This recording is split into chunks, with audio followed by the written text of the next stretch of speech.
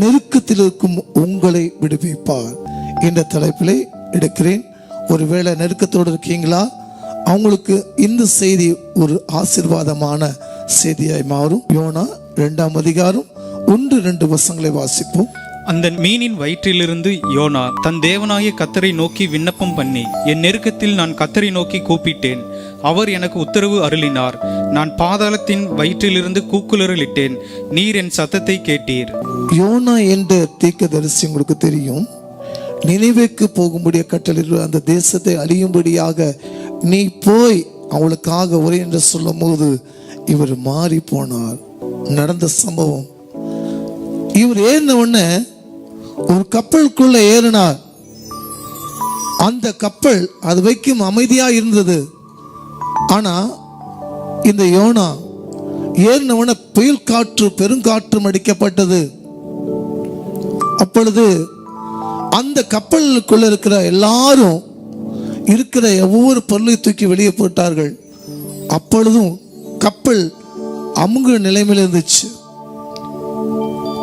அதுக்கப்புறம் என்ன செய்தாங்கன்னா, எல்லா ஆட்களையும் கூப்பிட்டு உங்களுக்கு குலுக்கல் முறையில் சீட்டு போடுறோம், யார் பேர் வருதோ அவங்க கடல்ல தூக்கி போட்டுருவோம் அப்படின்னு சொல்லும் போது அந்த பேரு யோனாக்கு தான் வந்துச்சு.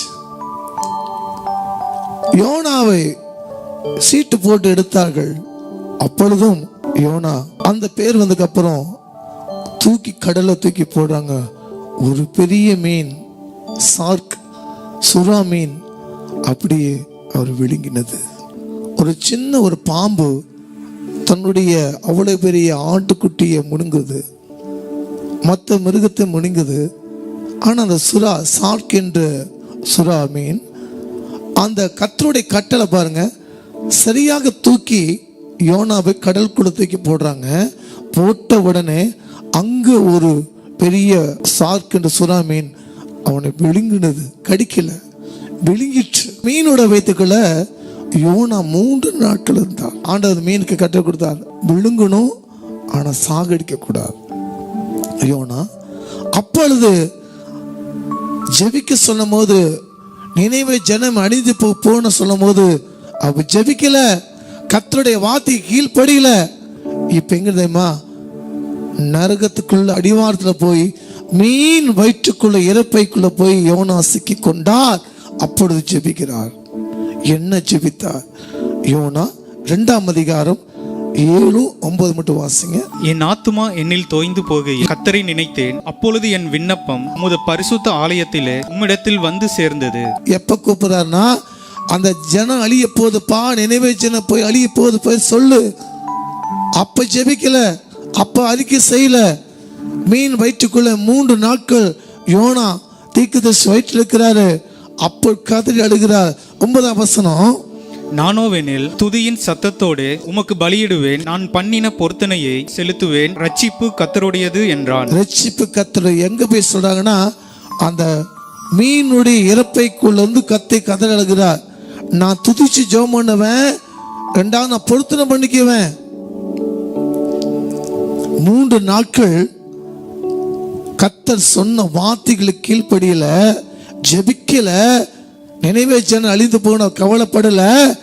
ஆனா என்ன செய்தார்னா, மீன் வயிற்றிலே நெருக்கத்திலே வரும்போது கர்த்தரை நோக்கி கூப்பிடுறாங்க. நம்மளும் அப்படிதான், ஆலயத்துக்கு வரமாட்டோம், கடங்கான நெருக்குவாங்க, கஷ்ட சூழ்நிலை, வியாதி, டாக்டர்லாம் கை விட்டுருவாங்க. அப்போ ஆண்டவரே நான் நெருக்கத்திற்கு கதறி கூப்பிடுவீங்க. அவர் என்ன செய்தார்? 2 பொருத்தனை செய்தார்.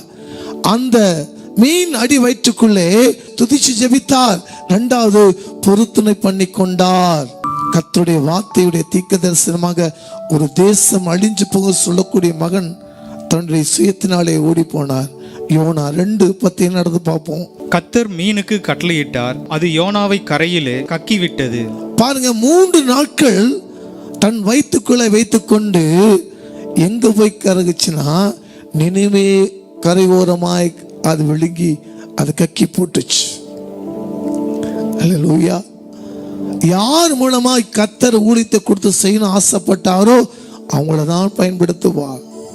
மீனுக்கு கட்டளைக்கிறார், நீ நேரா போய் கடலோரமா போய் நினைவே இடத்துல போய் கடற்கரையில் போய் என்ன செய்ய, யோனாவை கக்கிரு. அந்த 3 நாட்கள் நெருக்கத்துல துதிச்சால் ஜெபித்தால் கடைசியில நினைவே ஜனங்க பிரசங்கம் பண்ணி போனா கர்த்தருடைய கிருபையினாலே அந்த நினைவே ஜனங்கள் ரெட்டுடுத்தி சாம்பலுக்கு ஜெபிக்கும் போது யோனா மூலமாக 1,20,000 ஜனங்களை கர்த்தர் காப்பாற்றப்பட்டார். அல்லேலூயா. கர்த்தருடைய தேவ ஜனமே, கர்த்தர் உன்னை கொண்டு ஒரு காரியத்தை செய்த தடை செய்தனால் உன்னை மூலமா தேவன் செய்து முடிப்பார். அந்த நேரத்தில் எப்போது ஜெபத்தோடு இருக்கணும். யோனா போய் முறுமுறுத்த கூடாது, கடைசி நேரம் ஜெபிக்க கூடாது. மீன் வயிற்றில் நெருக்கத்திலிருந்து கூப்பிட்டார் கர்த்தர் அதை பதில் கொடுத்து அந்த மீனுக்கு கட்டளை கொடுத்து எந்த இடத்துல விழுந்தாரோ அதே இடத்துக்கு போய் நினைவு இடத்துல போய் கரையை வாய் கக்கி மீண்டும் அவருடைய கர்த்தருடைய ஊழியத்தை செய்தார். இதை பார்த்து கொண்டு கர்த்தர் தேவ ஜனமே, உங்கள் வாழ்க்கையில வேதனையோடு இருக்கீங்களா, பாடோடு இருக்கீங்களா? ஆண்டவர் சொல்லுகிறார், உன் நெருக்கத்தை கர்த்தர் அறிந்திருக்கிறார். கர்த்தர் மட்டும் தான் உங்களுக்கு விடுதலை கொடுக்க முடியும், எந்த மனுஷனும் கொடுக்க முடியாது. கண்களை மட்டும் ஜெபிப்போம்.